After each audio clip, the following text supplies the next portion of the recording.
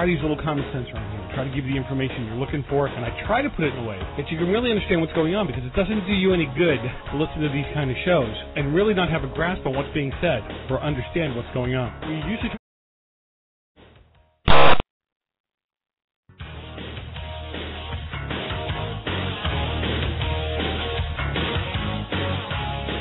We're back. You're listening to The Real Side, not the right side, not the wrong side, but The Real Side. I'm your host, Joe Messina. Always a pleasure to have you guys on board with me. I do appreciate the time you spend with me in the afternoons, and I try not to waste your time by having good guests, people who are knowledgeable, because you know I'm not, and I want to make sure you get the information that you need. Get involved in the conversation, 855-REAL-JOE.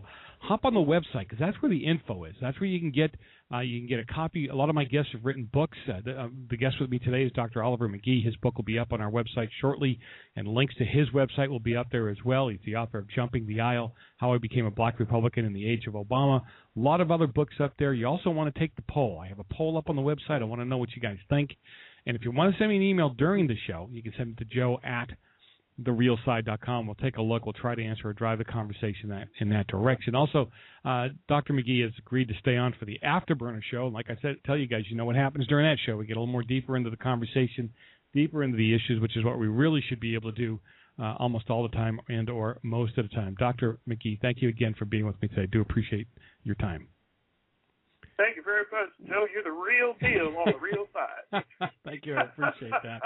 So, and for my listeners, what we're going to deal with when we go to the Afterburner show, we're going to deal with how Obama should be preparing for tomorrow night, how Mitt Romney should be preparing for tomorrow night, and how the last debate between the two of them actually went. And, man, when you're walking back into the ring after being slapped around a bit, what is Mr. Obama thinking when he walks back in there? So, hey, here's the basic question. I mean, what were you hoping to accomplish by the book? What are some of the points of the book that you really hope people walk away with? Well, first of all, I think that I wanted to share that we really ultimately have to look at how much government do we want or less. And do we want more spending or less, or more regulation or less, or more welfare, or health care or less? Do we want more power for unions or less, more taxes or less, more energy, oil and gas and coal available or less? And we want to start looking at these core questions and then start shaping how has that hope been happening for us, and how much change can we tolerate, because Washington essentially is not about change, and nor is Wall Street about change. Wall Street and Washington are about dollars, not change. Mm-hmm. And when we go into shaping going into America's future, we're not going to be talking about a lot of the hot issues that we're talking about today. We're going to be talking about three pillars: capital, technology, and how competitive we are going forward as a nation, America, the American experience. Mm-hmm. And I like to look at how we're going to be pushing this forward in what I'd like to call the 4 R's: revolutionizing this nation from the Founding Fathers in 1776 on to reorganizing this nation after the Civil War in 1876. And then I talk about in the book of how we reinvented America's institutions post-Watergate in 1976, on to renewing America's future for getting to 2076. And the last part of the chapter of the book goes to on getting to 2076, America's Tercentennial.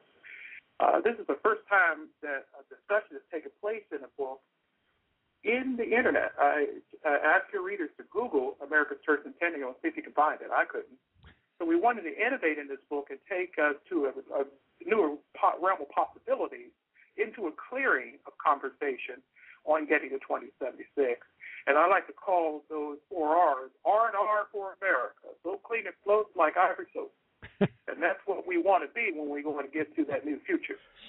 Okay, so when we clear that future out, Jim, and then we get to the real deal of 2076, we want to be clean as soap, so clean it floats like ivory soap.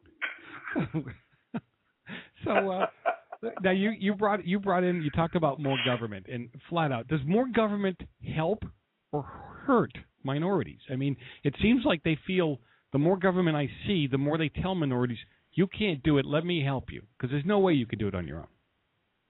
When we look at black and brown in America, the key is looking at haves and have-nots, and how much have and how much do we have not at the policy-making table. And then being at the policy-making table of government is not the only institution that we necessarily have to focus. We have 5 other American institutions that we can focus. We have to start discussing what we're looking in the family structure, what we're looking in our schools, and also having choice and free choice in those schools. We value education.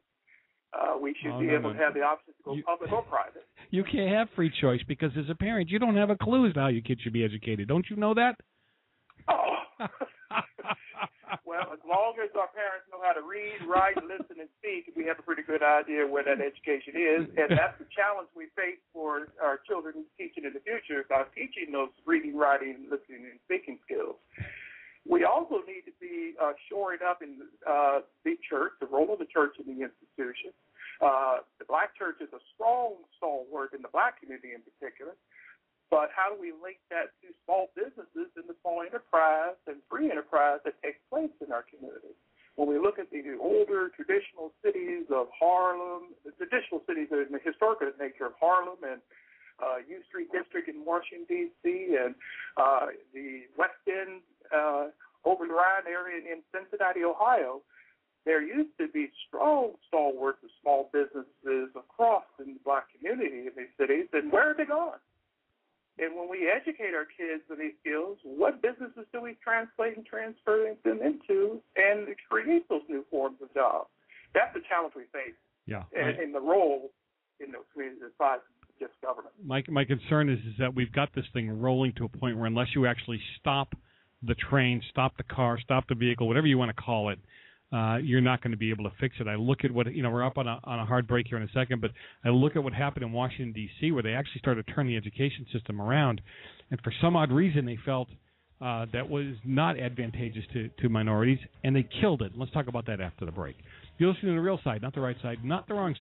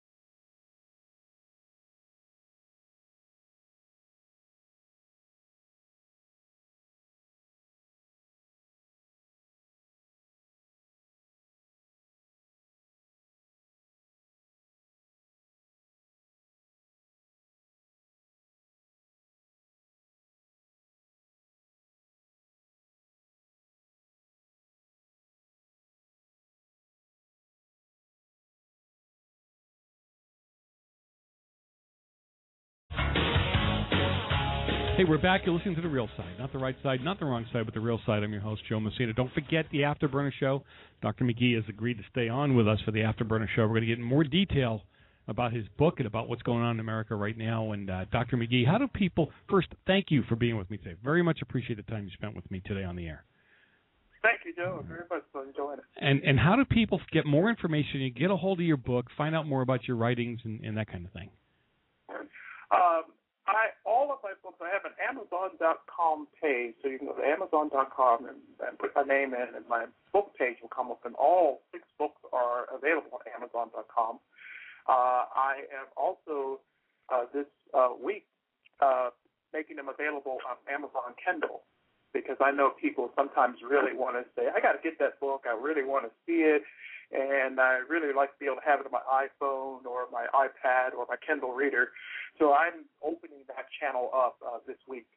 And then you can also go to my website, olivermcgee.org, and you can also Google me, and olivermcgee.org will come right up at number 1. And all the books are live on there. You can click on there and read more about them as well, just similar to Amazon.com. Great, perfect. So we're very pleased to have those things available. They can all be picked up on your iPhone or mobile phone as well as on your computer. Well, perfect. So hold on, we'll pull you back on when we get over to the other side, as they say. That was Dr. Oliver McGee. He's the author of Jumping the Aisle, How I Became a Black Republican in the Age of Obama. Hey, stay with us, because if you stay on the Listen Live, Watch Live, Look Live, all that stuff based off the website, you can stay with us going into the next half hour of the show. We're going to get into more detail about the Dr. McGee's book. Thanks for being with me today. Always a pleasure to have you on board. You've been listening to Real Side.